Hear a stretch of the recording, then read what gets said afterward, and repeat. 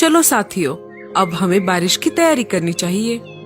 हाँ हाँ भाई, चलो हमें अभी से पानी की खोज करनी चाहिए, नहीं तो बरसात का समय निकल जाएगा और फिर जंगल में सूखा पड़ने लगेगा।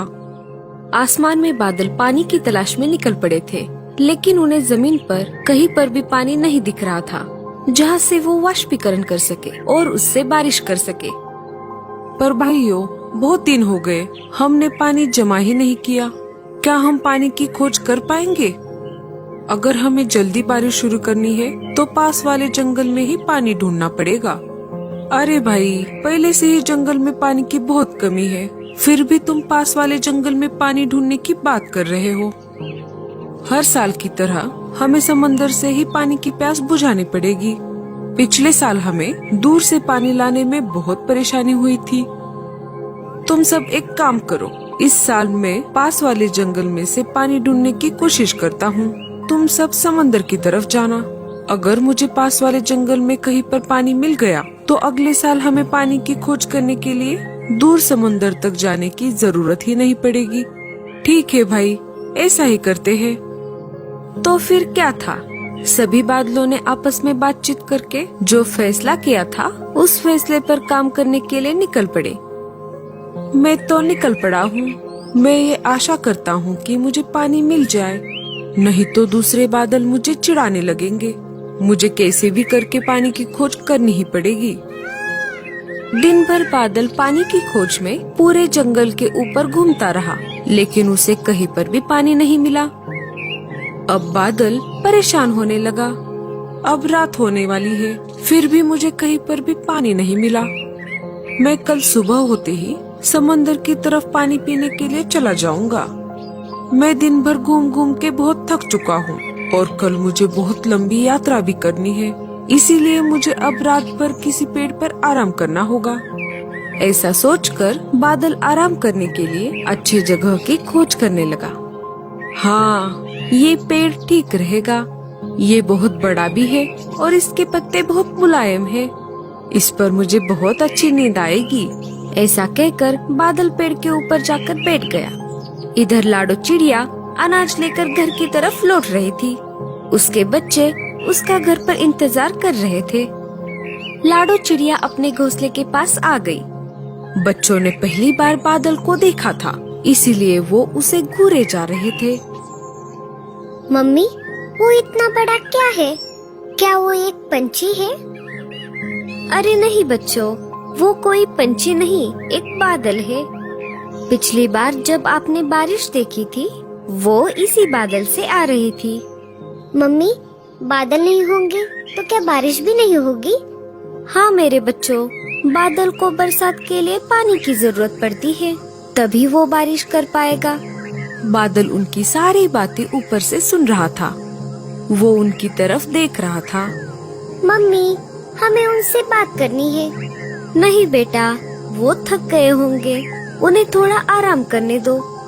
अरे कोई बात नहीं चिड़िया रानी, तुम सब मुझसे बात कर सकते हो। बादल की ये बात सुनकर बच्चे बहुत खुश हो गए। तीनों उसके पास आ गए। अरे, जब हम आपको दूर से देखते हैं तब हमको लगता है कि सारे बादल बर्फ से बने होते हैं, पर तुम तो किसी सूखे कपास की तरह लग रहे हो।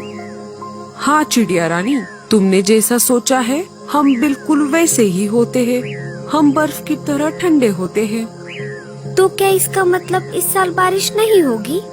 अरे नहीं नहीं, ऐसी बात नहीं है। इस साल बारिश अवश्य होगी और वो भी बहुत ज्यादा।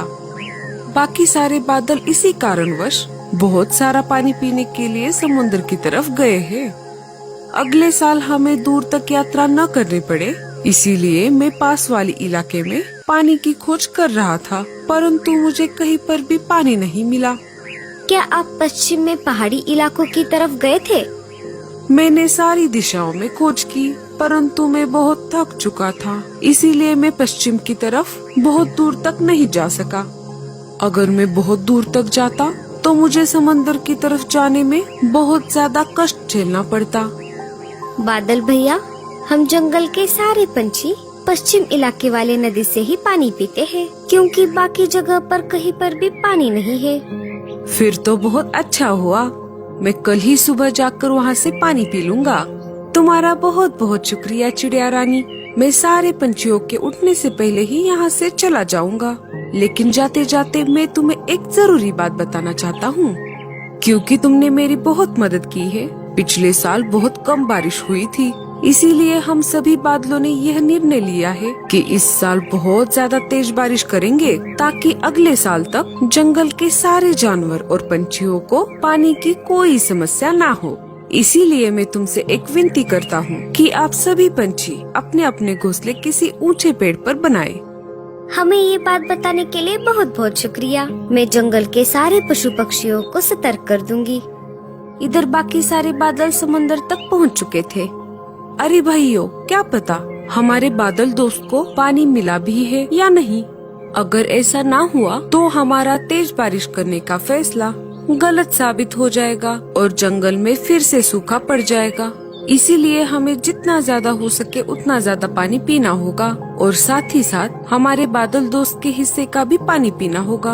अगर हमारे बादल दोस्त को पानी नहीं भी मिला तो उसकी जगह पर हम बारिश कर लेंगे।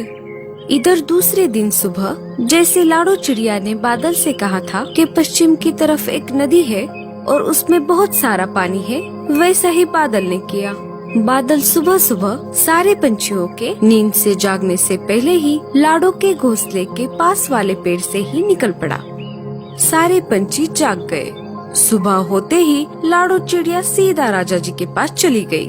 अरे लाडो, कैसी हो तुम? बताओ, सुबह सुबह कैसे आना हुआ? क्या बताऊँ राजा जी, बात ही कुछ ऐसी है। 1-2 दिन में हमारे जंगल में तेज बारिश होने वाली है। उस वजह से जंगल में बाढ़ भी आ सकती है। ये सब तुम्हें किसने बताया? तुम इतने दावे के साथ कैसे कह सकती हो? लाडो पिछले रात की सारी घटना राजा जी को बताती है। राजा जी को लाडो चिड़िया पर भरोसा था। लाडो, मुझे तुम पर पूरा भरोसा है। बताओ, अब आगे क्या करना है? राजा जी, चाहती तो मैं एक एक करके जंगल के सभी पंछियों के घर जाकर ये बात बता सकती थी, लेकिन उसमें बहुत ज्यादा वक्त लगेगा। हमें हमारे जंगल के सारे पंछियों को ये बात बतानी है कि 2-3 दिन में बहुत ज्यादा बारिश होने वाली है। इसीलिए सभी पंछियों को जितनी जल्द हो सके उतनी जल्द अपने अपने घोंसले किसी ऊंचे पेड़ पर ले जाने होंगे। ठीक है लाडो, मैं अभी सूचना पक्षी को बुलाता हूँ और उसे ये बात सारे जंगल में फैलाने के लिए कहता हूँ। सिपाहियों, सूचना पक्षी को बुलाया जाए। जी महाराज। राजा जी ने सिपाही पक्षियों को सारी बातें बता दी। थोड़ी देर बाद सूचना पक्षी जंगल में आ गए और उन्होंने पूरे जंगल में ये बात फैला दी। सुनो सुनो सुनो, खबर मिली है कि आने वाले 2-3 दिनों में जंगल में बहुत तेज बारिश होने वाली है। इसी तेज बारिश की वजह से जंगल में बाढ़ भी आ सकती है। इसीलिए राजा जी ने सारे पंछियों को ये सूचना दी है कि जितनी जल्द हो सके उतनी जल्द अपने अपने घोंसले ऊंचे पेड़ पर बना ले, ताकि बाढ़ के पानी से सुरक्षा हो सके। जंगल के सारे पंछियों ने राजा जी के सूचना को मानकर अपने अपने घोंसले किसी ऊंचे पेड़ पर ले जाना शुरू कर दिया। लेकिन मीनू मौसी ने राजा जी की बातों को नहीं माना। ये राजा भी ना पागल है, पागल। इसे कोई भी कुछ भी बता देता है और ये मान लेता है। मैं मेरा घोंसला छोड़कर कहीं पर भी नहीं जाऊंगी, चाहे कितनी भी तेज बारिश क्यों ना हो। तभी लाडो चिड़िया मीनू मौसी के पास आ जाती है। अरे मीनू मौसी, अभी तक आपने अपना घोंसला शिफ्ट नहीं किया। क्या आपको सूचना पक्षी की सूचना नहीं मिली? अरे काहे का सूचना पक्षी और काहे की सूचना, सब बकवास है। हमारे राजा को तो कोई काम ही नहीं है, खाली बैठकर इधर उधर की बातें करता रहता है। उसे ये बात किसने बताई कि 2-3 दिन में बहुत ज्यादा बारिश आने वाली है? वो कोई जादूगर है क्या? क्या उसे कोई आत्मज्ञान हुआ है जो कुछ भी बोले जा रहा है? पागल कहीं का। अरे मीनू मौसी, ऐसा नहीं है। बारिश के बारे में राजा जी को मैंने ही बताया था। हुआ यूं कि लाडो चिड़िया ने मीनू मौसी को भी सारी बातें बता दी। छे, मैं नहीं मानती ये सब। मैं मेरा घोंसला छोड़कर कहीं पर भी नहीं जाने वाली। मुझे भी देखना है कि कितनी तेज बारिश होगी। इस जंगल की सबसे बुजुर्ग चिड़िया मैं ही हूँ। मैंने तुम सबसे ज्यादा बड़े बड़े बारिश के मौसम देखे हैं और उन्हें झेला भी है। मैं बहुत बार बाढ़ में डूब भी चुकी हूँ और उससे बची भी हूँ। ठीक है मौसी, जैसी आपकी मर्जी। अब मैं चलती हूँ। मुझे मेरा घोंसला अकेले ही ले जाना होगा। मेरे बच्चे अभी छोटे हैं ना। लाडो मीनू मौसी के घोंसले से निकल पड़ती है। सारे पंछी एक एक करके अपने अपने घोंसले ऊंचे पेड़ पर ले जा रहे थे। 2 दिन गुजर गए और तीसरे दिन सुबह सुबह आसमान में घने बादल छा गए। आसमान में समंदर की तरफ जो बादल पानी पीने के लिए गए थे वो एक एक करके इकट्ठा होने लगे। पश्चिम की तरफ पानी पीने के लिए जो बादल गया था वो भी आ गया। अरे साथियों, तुम सब इतना ज्यादा पानी पीकर क्यों आ गए? अरे भाई, हमने सोचा कि जंगल में तुम्हें कहीं पर पानी नहीं मिला तो हमारा इस साल तेज बारिश करने का सपना अधूरा ही रह जाएगा और जंगल में फिर से सूखा पड़ जाएगा। इसीलिए हम तुम्हारे हिस्से का भी पानी पी कर आ गए। अरे साथियों, ये बातें हम बाद में भी कर सकते हैं। चलो अब तेज बारिश करते हैं। सारे बादलों ने मिलकर जंगल में तेज बारिश करनी शुरू कर दी। 2-3 दिन जंगल में लगातार तेज बारिश चलती रही। इस वजह से जंगल में बाढ़ आ गई। जिन जिन पंछियों ने अपने घोंसले ऊंचे पेड़ पर लगाए थे वो तो बाढ़ के पानी से बच गए, लेकिन इधर मीनू मौसी के घोंसले में पानी भरने लगा और थोड़ी ही देर में मीनू मौसी का घोंसला बाढ़ की पानी में बहने लगा। मौसी घोंसले से बाहर आ गई। अरे कोई मुझे बचाओ, मेरा घोंसला डूब गया। मीनू मौसी घबराते हुए लाडो चिड़िया के घोंसले के पास आ गई और दरवाजा खटखटाने लगी। लाडो, अरे ओ लाडो, जल्दी से दरवाजा खोलो, मुझे अंदर ले लो, मैं बाहर भीग रही हूँ। लाडो ने घर का दरवाजा खोल दिया और मीनू मौसी को अंदर ले लिया। देखा मौसी, मैंने कहा था ना आपको, लेकिन आपने मेरी बात ही नहीं मानी।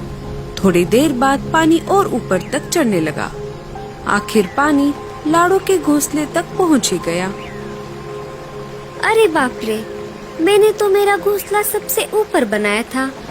अगर पानी मेरे घोंसले तक आ गया है तो इसका मतलब है तो बाकी के पंछियों के घोंसले डूब गए होंगे।